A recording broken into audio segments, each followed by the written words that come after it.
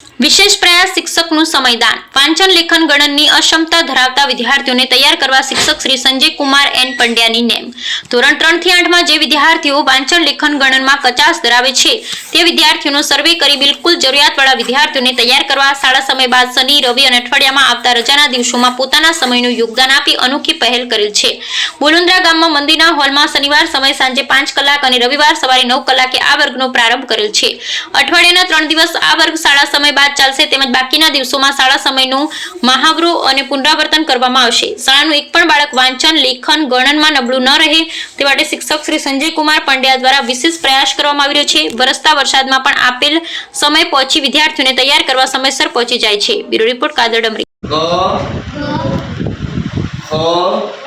શું કહેવાય પછી જો હું પાડું એક પ્રમાણે પડું જો ગ આ ગાયનું ગ પછી આ ગ ઘરનું ગ આને શું કહેવાય ગજ કહેવાય ને આપણે।